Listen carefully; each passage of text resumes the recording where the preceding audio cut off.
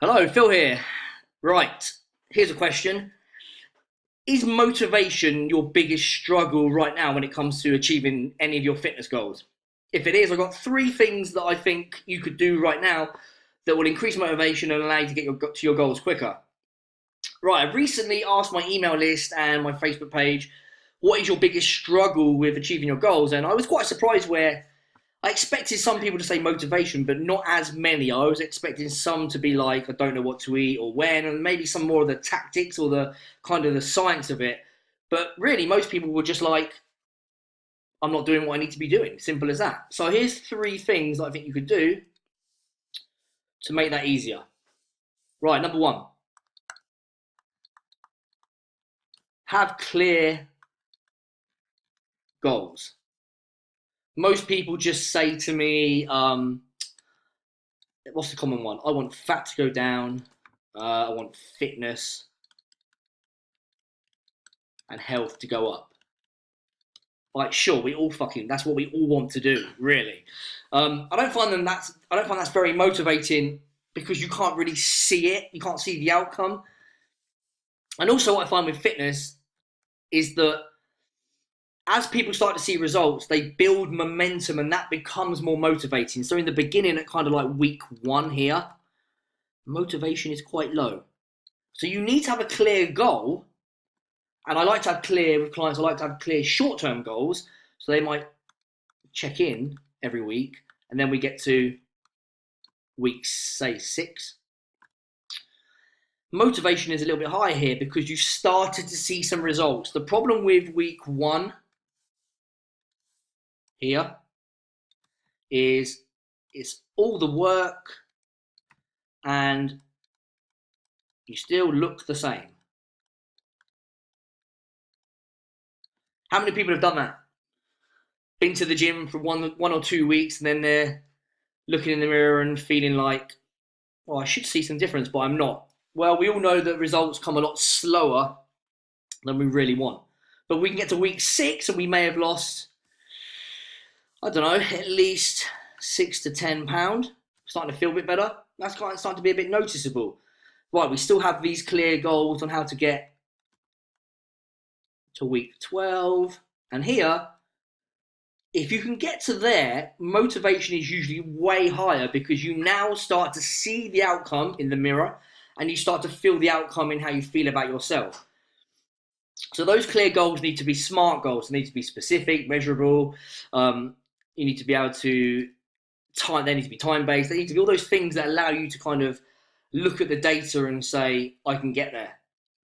Most people's goals are obviously there. It's just too non-specific and too generic.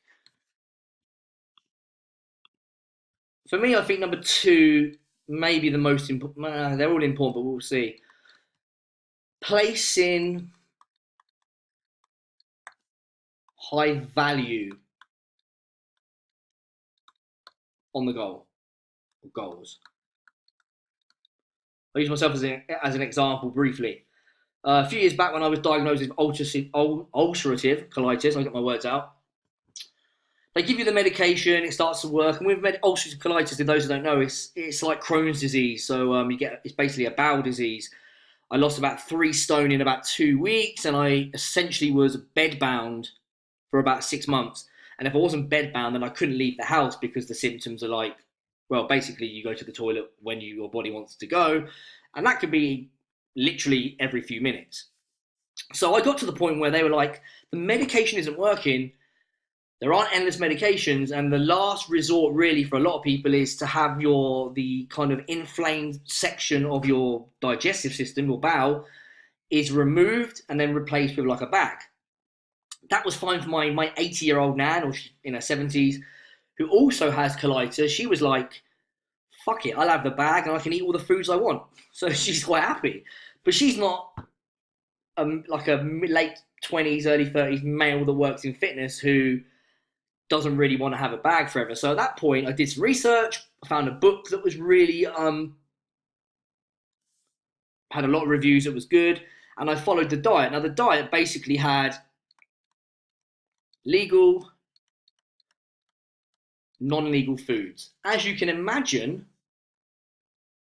those legal foods, they weren't very fun. They weren't pizzas and chocolate and cookies. The book wasn't like, yeah, you can fix your gut by having Domino's pizza. So I did this diet for about 14 months. Medication, I was off the medication within about a month. In fact, I was able to get off all the medication after about a year. Been pretty good ever since. Had a couple of small flare-ups, but I haven't had the operation, haven't had any of my bowels removed, and I'm fairly healthy. I did that for about 14 months, and a lot of people ask, how did you do it? Now, bear in mind, every single one of you watching this will probably never have to ban any foods. Even my clients that are diabetics have some sugary foods from time to time because we get it under control, and then in small amounts, it's not a concern. So your diet is going to be way easier. I literally had to do this strict diet for 14 months. People say, how did you do it? And simple. If this is my health, and when we say health, this is me not having my bowels cut, chopped. My health was just more important. I've done like that as thick because I want to highlight that. It's more important than junk food. And we'll say junk food because that's probably what people want to crave. Some people might crave drinking alcohol, whatever. The point is, it was very easy for me to choose the diet because that was so important to me. In my opinion, I would have been an idiot to choose to eat Mars bars and pizzas knowing that there was a good chance that would lead me to having surgery and having a life-changing surgery, basically. Having said that, I've had some clients in the past who had colitis as well. They came to me for that reason because I'd had it, and they still went out drinking and done all the things they shouldn't have done at the expense of their health. So this only works if you value your health. Now, most of the people that I work with now, most of you watching this, you have kids,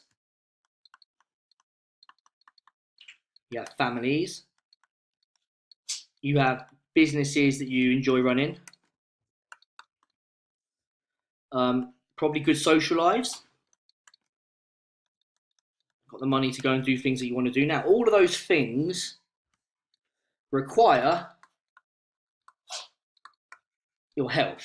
And all of those things there, especially this one, those two things should be more valuable than the alternative, which is quite literally could be death. Let's not fuck around. If you're in your late 50s, late 40s, and you're overweight, you're eating poorly, and you're exercising, your risk of heart attack, diabetes, strokes, cancers are hugely increased. So you have to say to yourself, does my plan outweigh my kind of the desire for junk foods and stuff? And that's what I did when I did my diet, and that's why I place huge value on my goals. Getting on stage in front of 1,000 people to pose, there was no way in hell I was going to not look as good as I could on that day and embarrass myself. Now with the colitis as well, I have a kind of health one and I have a performance one. That is, in my opinion, that is huge. You're basically going to say, I want to lose weight so that I don't die and leave my kids behind or my wife. I want to lose weight and have the energy to grow my business. And for most of the people I work with actually enjoy business, they don't want to necessarily retire because they love business. So it's more of a case of, I want to be able to work hard, stay in business and be a good businessman. Or, and then on the other hand, it would be, I want to be healthy and strong and fit so that when I actually retire, I have all the energy to do the things I want to do. Another good one is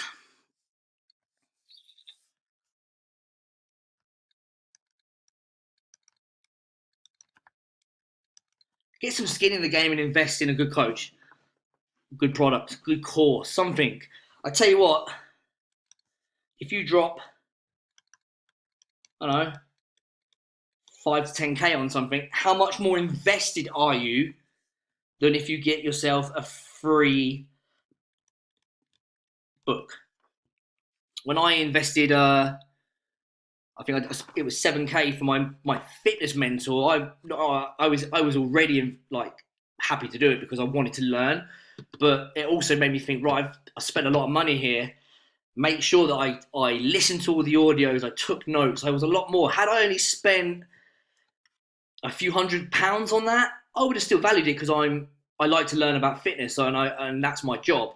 But still, I might have been a bit like, oh, I'll do that another time. I might not have been so invested in it. So that, again, like, investment is a powerful way to improve motivation. And as we get on a bit, I'm going to do one more quickly, and that one is simply energy. You need to fuel your body. Who has motivation when they're always tired? Like, you already got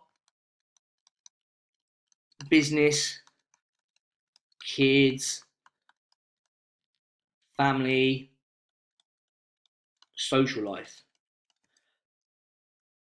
If you don't have much energy, if you're like a car with no petrol, and for most people, they're going to prioritize these things here.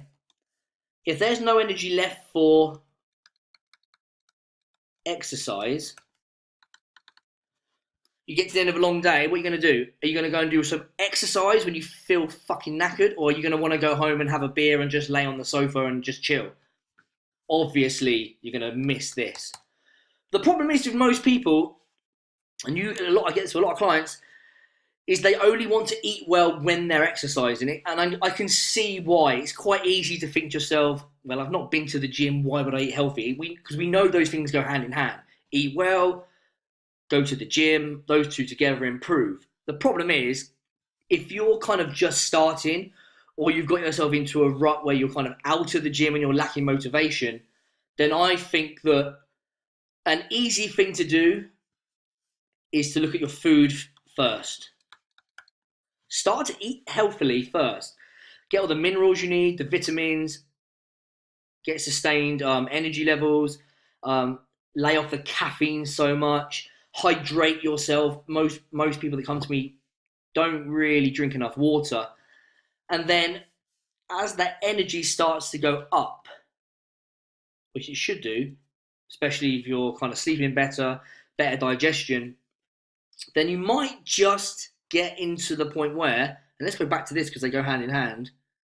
Remember what I said about motivation being low in week 1? Well, let's say the energy is going up. That is your time to get stuck in here. Get into the gym again and then work towards this. So there's your 3 things you should do. Have a clear goal, clear outcome, something specific. Place huge value on achieving that outcome. Really get deep into that.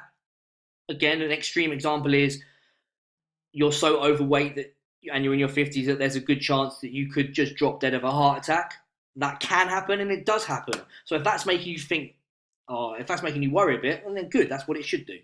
And then 3, start to eat the foods, if I can find the slide, which I can't, start to eat the foods that will fuel your body, the ones that will actually give you the energy to go and do the things you want to do. Those 3 things are all things that I think are easily fixed, and most people don't do. If you've enjoyed this, quickly, I've done a 45-minute free webinar, like a free coaching seminar, that covers 4 things that I think everyone must do to get results and sustain them. So it's basically 4 key factors that will take you away from doing fad diets, being overly hungry, not achieving your goals, and essentially just being on that kind of yo-yo of weight loss and weight gain. If that sounds like something you'd like to watch, I'll pop the link in the description, and you can register for the next one that's available to you. If you do watch it, take some notes and implement it the same with this, and I think you'll benefit massively from doing so. Cheers.